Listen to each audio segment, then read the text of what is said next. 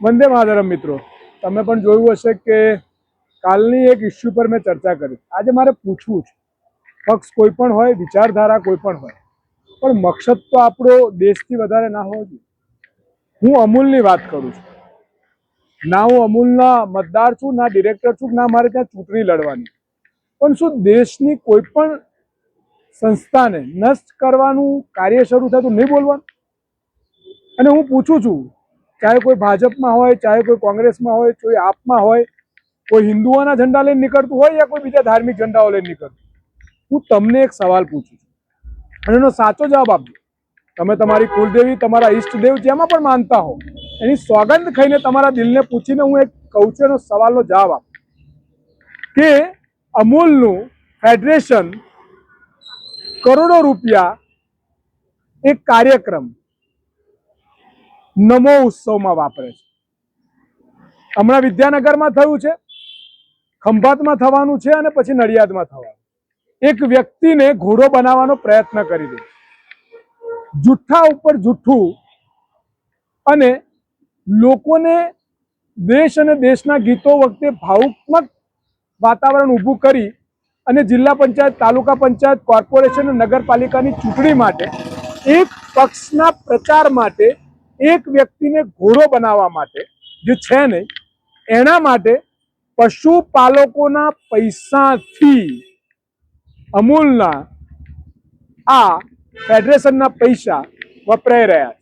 અને વિચાર કરજો, અગાઉ પણ જે પણ સત્તામાં બેઠા હોય ડેરીમાં, એ ચાહે કોંગ્રેસના હોય, એ ચાહે ભાજપના હોય, એ કોઈ પણ હોય, એમને ડેરીની સ્થાપના થયા પછી ક્યારે પણ આવું કૃત્ય નથી કર્યું જે અત્યારે થઈ રહ્યું છે.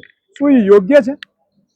શું ત્રિભુવનદાસ પટેલ અને ડોક્ટર કુરિયને આના માટે ડેરીની શરૂઆત કરી?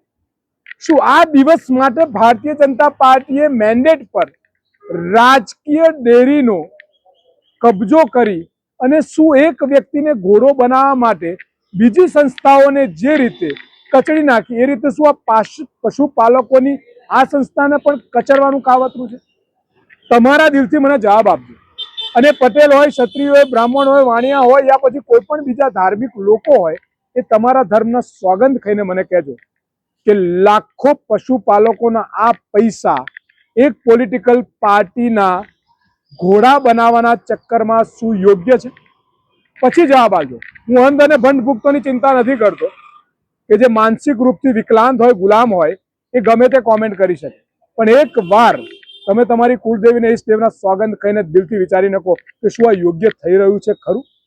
શું આ જે પણ ધંધો ચાલી રહ્યો છે વ્યાજબી છે ખરો? મને ખોટો લાગ્યો એટલે હું બોલું છું. કરો ને, કરવા જેવા ઘણા બધા કાર્ય છે. આના કિસાનોના કોઈ યોગ્ય કામ માટે, દૂધ અને પશુપાલકો માટે આ જ પૈસા અગર તમે ગૌચર બનાવીને રોડ પર રખડતી ગાયોને રાખવા માટે, એમને દવા માટે વાપર્યા હોત તો હું તમને ના, પણ તમે માં ભારતીને વંદનનો એક શો કરો છો અને એમાં કેસરી કલરનો તમે RSS નો તિરંગો બતાવો છો, ઝંડો બતાવો છો.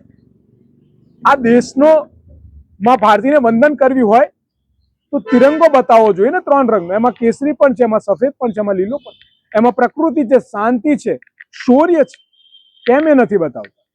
ત્યાં તમે કટ્ટરતા ફેલાવવા માટે આ પૈસા વાપરી રહ્યા છો. એક બાજુ તમે જુઠ્ઠું બિલકુલ, અને કોઈ કલાકાર હોય જેનું નામ એના મા બાપે સાઈ અને રામ મિક્સ કર્યું હોય, વિચાર્યું હોય, પણ એનું ચરિત્ર જ્યારે જુઠ્ઠું બોલવામાં જાય પૈસા માટે, લોભ માટે, પોતાના ફાયદા માટે, કેટલું યોગ્ય છે?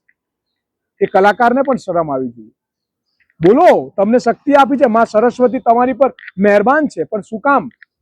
દેશ અને સમાજને સાચી સંસ્કૃતિ, સાચી ધરોહર જણાવવા માટે, નહીં કે તમે તમારા લાભ લોલચા અને તમારા માટે તમે સમાજ અને આ દેશના અસ્તિત્વને ક્યાંક ને ક્યાંક ગેરમાર્ગે દો. કેટલું બરાબર? આ રાવણ પણ ખૂબ મોટો શિવ ભક્ત હતો, પણ એની એ ભક્તિ અને વરદાનનો એને મિસયુઝ કર્યો એટલે રાવણ કહેવાય છે. અને રામ શિવ ભક્ત હતો, એ આજે તમે મહાન કહેવાય. એટલે આજની મારી વાતમાં હું મારું દુઃખ વ્યક્ત કરું છું કે જે રીતે શૈક્ષણિક સંસ્થાઓને રાજકીય અડ્ડો બનાવીને ખતમ કરી દીધી, જે રીતે કોર્પોરેટ સેક્ટરના મળતિયાઓ જોડે મળી કિસાન વિભાગોને જે રીતે નષ્ટ કરી દીધા, એ જ રીતે હવે પશુપાલકોની ડેરીને નષ્ટ કરવાનું આવી રહ્યું છે. અને અમે બહુ પહેલા કહ્યું હતું, મારા એક વિડીયો યુટ્યુબ પર છે, જોજો.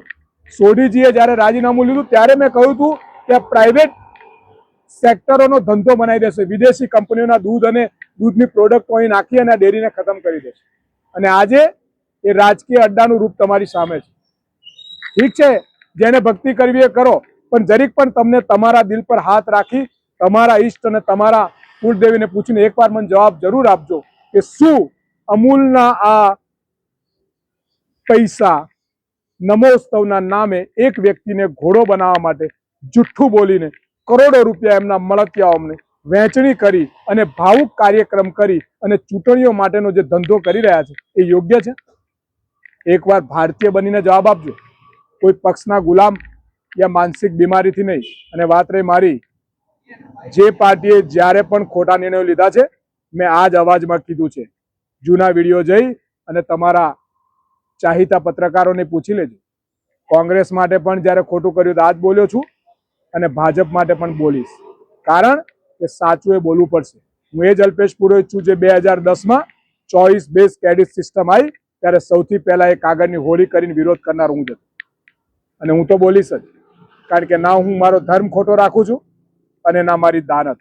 અને હું મારા ઈષ્ટદેવ અને મારી કુળદેવીની સોગંદ ખાઈને કહું છું કે મારું જીવન ભારતી માટે છે, ના કોઈની ગુલામી માટે યા પછી ના કોઈના વહીવટ માટે. ના હું માનસિક ગુલામ છું, ના શારીરિક ગુલામ છું. વંદે માતરમ. ભારત માતા કી જય. જાગો જનતા જાગો.